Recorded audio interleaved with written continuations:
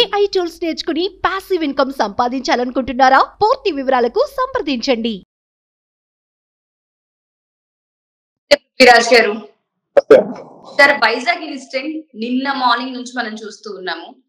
ఆ మాటలు కనుక మనం వింటే అడల్టరీ లీగల్ అని చెప్తూ ఉన్నారు. మరి మాకు భార్య పిల్లలు ఉన్నప్పుడు కూడా లీగల్ గా ఎలా చూస్తాం దీన్ని? మేము అన్యాయం అయిపోవాలా? ఇది చీటింగ్ కాదా అని తను మాట్లాడడం జరుగుతుంది. ఆ కోణంలో కనుక మనం చూస్తే అటు భార్యకి అన్యాయం చేశాడు అండ్ పిల్ల కూడా కనిపిస్తుంది. మనకు ఒక ఆడపిల్ల పుట్టింది వాళ్ళకి. అండ్ దాంతో పాటు అబ్బాయి ఫిలిం ఇండస్ట్రీలో కూడా కొన్ని సినిమాలు చేశారని చెప్తూ ఉన్నారు. వీళ్ళకి ఏ విధంగా న్యాయం జరిగే అవకాశం ఉంటుంది అంటారు? ఈ కేసుకి సంబంధించి మనం ఏ విధంగా చూడాలి అసలు? అండ్ సమాజంలో ఇటువంటి వీటి ఇంపాక్ట్ ఎక్కువగా ఉండే అవకాశం ఉంటుంది. ఒకరిని చూసి ఇంకొకళ్ళు ఇది లీగల్ కదా అని తీసుకొని కుటుంబ వ్యవహారం ఏదైతే ఉంటుందో దాన్ని భ్రష్టు పట్టించే అవకాశం కూడా మనకు కనిపిస్తూ ఉంటుంది. కాబట్టి అడుగుతున్నాను, ఈ కేసుని మనం ఏ విధంగా చూడొచ్చు? ఇప్పుడు చంద్రచూడ్ గారు ఇచ్చిన జడ్జిమెంట్ ఏంటంటే అడల్టరీ అన్నది లీగల్ కాదమ్మా. ఆయన లీగల్ అని ఎక్కడ మాట్లాడదు. ఆయన ఏమన్నా అడల్టరీ చేసినటువంటి అమ్మాయిలకు రక్షణ ఇచ్చారు. అమ్మాయిలకి విచ్చలవిడిగా అడల్టరీ చేసేసుకోండి అని ఎక్కడ చెప్పలా. ఏమన్నారంటే అడల్టరీ చేసిన ఆడవాళ్ళకి ఒక లో లుక్ ఉంటుంది సొసైటీలో, తప్పించడం కోసం అని చెప్పేసి ఆడవాళ్ళు అడల్టరీ చేసి అమాయకులైన ఆడవాళ్ళని అడల్టరీలోకి కోపంలోకి లాక్కొచ్చి ఆడు పనిష్మెంట్ ఇవ్వటం అన్యాయం అన్నాడు. ఆ కోణంలో చూడకుండా మన అడల్టరీ లీగల్, అడల్టరీ చేసేసుకోవచ్చు, అడల్టరీ మగవాళ్ళు చేసేసుకోవచ్చు, దాంట్లో ఎటువంటి ప్రాబ్లం లేదు అని చెప్పేసి ఒక నెగిటివ్ కోణంలోకి వెళ్ళటం అనేది చాలా అబద్ధం అమ్మా. అది ఇంట్లో ఏమన్నాడంటే అడల్టరీ చేసేటప్పుడు అమ్మాయిలకు రక్షణ ఒకటి కల్పించాలి. అమ్మాయిలు ఈ వాటిని ఈ రెడ్ లైట్ ఏరియాలో కావచ్చు, లేకపోతే కావచ్చు, వాళ్ళు కడుపు వృత్తి దేనికోసం అంటే కడుపు కోసం చేస్తున్నాము అన్న ఒక నేపాన్ని వాళ్ళు ఎందుకు చేస్తున్నారు అంటే పాపం తింటానికి తిండి లేదు, వాళ్ళు ఇది ఒక వృత్తి కింద తీసుకున్నారు, దీనిలో చేస్తున్నారు, లేకపోతే వృత్తి కింద కాకపోయినా ఈ కోపంలోకి వచ్చారు, వాళ్ళు ఏదో బతుకు తెరుగు కోసం చేస్తున్నారు అన్నదాన్ని కన్సిడర్ చేసి ఆయన ఏమన్నాడంటే అడల్టరీ చేయటం వల్ల వాళ్ళు శిక్షకు మాత్రం అనుకూలం కారు, వాళ్ళని వదిలేసేసేయండి, వీటిని పట్టుకోండి, ఎవడైతే అమ్మాయిల దగ్గరికి వెళ్ళాడో వాడిని పట్టుకోండి, కోపాన్ని ఎవరైతే నడుపుతున్నాడో వాడిని పట్టుకోండి అని చెప్పి వీళ్ళు టోటల్ గా వదిలేసేసేయండి, ఎవరికైనా విచ్చలవిడిగా చేసేసుకున్నాడు, మ్యారేజ్ వ్యవస్థకి అర్థం లేదు అన్నది కాదమ్మా. మనకి ఐపీసీలో 3 ప్రధానమైన సెక్షన్స్ ఉన్నాయి దీనికి సంబంధించి: 493, 494, 495. 493 అనేది ఏమంటుందంటే ఎవరైనా అమ్మాయితోటి అమ్మాయిని పెళ్లి అని చెప్పేసేసి ఏదో తూతు మంత్రం కింద పెళ్లి చేసేసుకుని ఆ అమ్మాయి విచ్చలవిడిగా ఈ సంసారం చేస్తే గనక దాన్ని 493లో తీసుకొచ్చి పనిష్మెంట్ ఇచ్చాడు. 10 years ఇంప్రిజన్మెంట్ ఇచ్చాడమ్మా.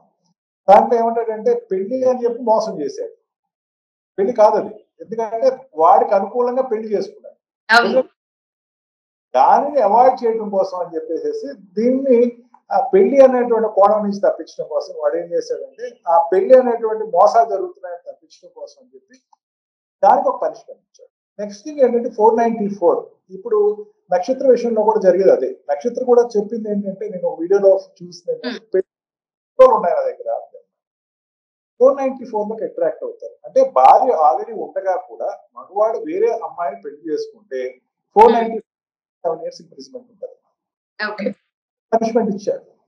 అంటే పెళ్లి అని ఇప్పుడు కొత్తగా చేసుకున్నటువంటి అమ్మాయి ఎవరైతే ఉన్నారో ఆ అమ్మాయికి నీ పెళ్లి అవ్వలేదని చెప్పి చేసుకుంటాడు, లేకపోతే విడాకులు చేసుకుంటాడు.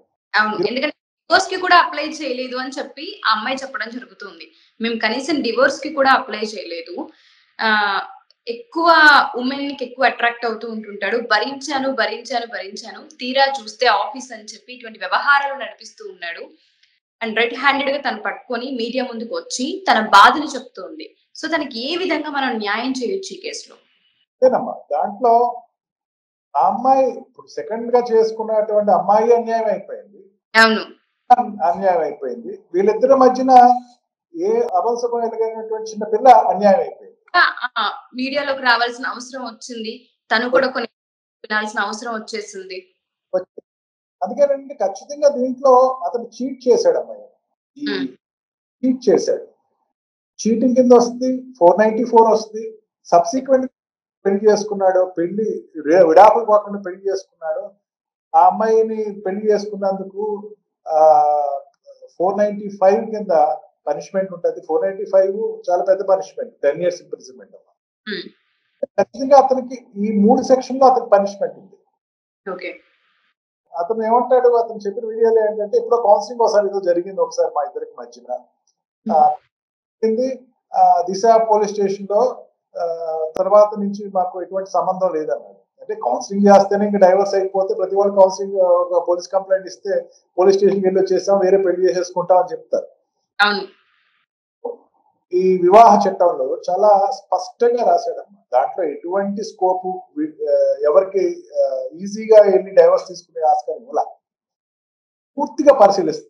డైవర్స్ ఇవ్వకుండా ఉండటం ఎట్లాగన్న దాంతో స్టార్ట్ చేస్తాడు జడ్జి. ఎందుకంటే చేస్తారు కదా అంటే స్టార్ట్ చేయాలి. ఆ అమ్మాయికి ఖచ్చితంగా మెయింటెనెన్స్ రైట్స్ ఉన్నాయి. అండ్ ఈ డొమెస్టికల్ వైలెన్స్ ఉందనుకో, డొమెస్టికల్ వైలెన్స్ లో లివింగ్ రైట్స్ కూడా ఉంటాయమ్మా.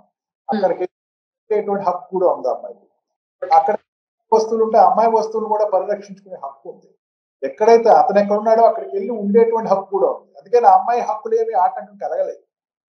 కేవలం ఏంటంటే రెండో పెళ్లి చేసుకుంది. దీంట్లో ప్రాబ్లం ఏమొస్తుందంటే 494 లో రెండో పెళ్లి ఎవరైతే చేసుకున్నారో వాళ్ళకి మిస్ట్రెస్ అని పిలుస్తారు. అంటే ఎక్కేస్తారు. అందుకని అమ్మాయి మ్యారేజ్ స్టేటస్ రాదు, ఎప్పటికీ రాదు. వాళ్ళు ఏమన్నా పిల్లలు పుడితే కనుక వాళ్ళని ఇన్వెస్ట్మెంట్ చేయండి అంటా ఉంటారు. మనం 2-3 సార్లు డిస్కస్ చేసుకున్నాం. వాళ్ళకి చేసుకున్న వాళ్ళకి ఇన్వెస్ట్మెంట్ చేయండి. ఈ నక్షత్రకి పూర్తి హక్కులు ఉన్నాయమ్మా. డైవర్స్ కాబట్టి నక్షత్రకి అన్నది 100% రైట్స్ ఉన్నాయి. దాంట్లో ఎటువంటి డౌట్ లేదు. అమ్మాయి దాంట్లో ఎటువంటి ప్రలోభంలోకి ఆలోచించి తనేదో బాధపడవలసిన అవసరం అసలు అంతకన్నా లేదు. అంతకే కదా పోలీసు వాడు కేసు కట్టినాడు. పోలీసు వాడు ఎందుకు వచ్చాడు? భార్యని బయట వదిలేసేసి వేరే అమ్మాయిని పెళ్లి చేసుకున్నాడు కాబట్టి పోలీసు వాడు వచ్చాడు. దీంట్లో అతను పనిష్మెంట్ ఉంటుంది. దాంట్లో ఎటువంటి డౌట్ లేదు. అందుకని ఏదో ఈ పడుపు వృత్తి ఏమైనా చేయొచ్చు, అడల్టరీ చేయొచ్చు, మగవాడు ఎక్కడ పడితే అక్కడ తిరగచ్చు అనేది అసలు రూల్ అవుట్. భార్య ఉండి పిల్లలు ఉండి డివోర్స్ కాకుండా ఇట్లా ఎవరైతే ఇల్లీగల్ వ్యవహారాలు పెట్టుకుంటూ ఉంటుంటారో ఖచ్చితంగా వాళ్ళకి పనిష్మెంట్ ఉంటుంటుంది. అది లీగల్ కాదు అనేది చాలా క్లియర్ గా చెప్పడం జరిగింది. అవునమ్మా, దాంట్లో ఖచ్చితంగా పనిష్మెంట్ ఉంది. నక్షత్ర గారికి ఈ పాయింట్ లో కనుక మనం చూసుకుంటే న్యాయస్థానాలు అంటే తన మీద ఎటువంటి కేసెస్ పెట్టొచ్చు అంటారు? అంటే ఎటువంటి శిక్ష పడే అవకాశం ఉంటుంది అంటారు సార్? 494 పెట్టచ్చు అమ్మా, 506 పెట్టచ్చు. అండ్ విత్ అదే భార్య ఉండగా వేరే భార్యను పెళ్లి చేసుకున్నాడు అని 494 వచ్చేసరికి 7 years ఇంప్రిజన్మెంట్ ఉంటుందమ్మా. 495 వచ్చేసరికి 10 years ఇంప్రిజన్మెంట్ ఉంటుంది, 10 సంవత్సరాలు జైలు వేస్తారు. 494 లో అమ్మాయి మెయిన్ ప్రాబ్లం ఏమొస్తుందంటే ఆ సెకండరీగా జరిగినటువంటి మ్యారేజ్ ని ప్రూవ్ చేయగలగాలి. ఫోటోలు ఏవి ఉన్నాయన్నది అన్ని కనుక చేస్తే కనుక ఖచ్చితంగా అతనికి 7 years imprisonment, 7 to 10 years imprisonment ఉంటుంది. అంతేకాకుండా డొమెస్టికల్ వైలెన్స్ పెట్టచ్చు అమ్మా, ప్రొహిబిషన్స్ కింద పెట్టచ్చు. అమ్మాయి కావాల్సిన ప్రొటెక్షన్ రైట్ వస్తుంది. అక్కడ అక్కడికి వెళ్ళి ఉండేటువంటి హక్కు వస్తుంది. అతను ఎక్కడున్న చాలా మంది ఏమనుకుంటారంటే బయట నెట్టేశాడు కదా, బయటకు వచ్చేసాను కదా, నాకు ఉండడానికి హక్కు లేదు అనుకుంటారు. లేదు, అట్లాంటిది ఏం లేదు. అక్కడ ఎప్పటికీ భారీ స్థానంలో ఉన్నప్పుడు ఉంటది. అతను నిజంగా ఆ అమ్మాయిని అతను ఏదైతే చెప్పా ఒక ఇంటర్వ్యూలో ఏం చెప్పాడంటే, నాకు అమ్మాయి అంటే నేను నా దగ్గరికి వస్తే కాపురం చేస్తానని చెప్పేసి ఈరోజు చెప్తున్నాడు. అబద్ధం అది. నిజంగా నీకు ఇష్టమైతే కనుక తిరిగి రమ్మని చెప్పేసి restitution of conjugal rights petition వేసి ఉండాలి. ఈ పార్టీకి నువ్వు కాపురానికి రమ్మని చెప్పేసి వేసి ఉండాలి. నక్షత్రం అడగలేదు.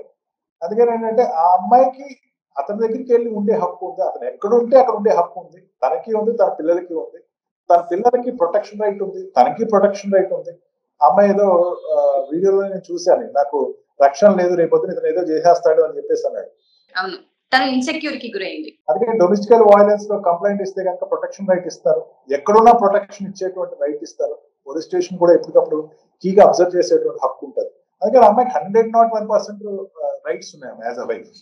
Okay, so thank you so much sir. మీరు చెప్పినట్టుగానే నక్షత్ర గారికి ఈ కేసుకి సంబంధించి తన బాధితురాలు కాబట్టి న్యాయం జరగాలని అండ్ దాంతో పాటు తనకి ప్రొటెక్షన్ లేదని చెప్పడం జరుగుతుంది. మీరు చెప్పినట్టుగా ఎప్పుడైతే లీగల్ గా వెళ్తూ ఉంటుంటారో తన రైట్స్ ఏవైతే ఉన్నాయో చాలా క్లియర్ గా మీరు ఎక్స్ప్లెయిన్ చేశారు. వాటన్నిటిని తను అప్లై చేయగలిగి తన పాపకి తనకి సెక్యూర్ లైఫ్ ని క్రియేట్ చేసుకోవాలని, తనకి ఈ కేసుకి సంబంధించి న్యాయం జరగాలని కోరుకుందాం. Thank you sir, thank you so much. Suman టీవీలో మీ పర్సనల్ అండ్ బిజినెస్ ప్రమోషన్స్ కోసం కింది నెంబర్కి కాంటాక్ట్ చేయండి.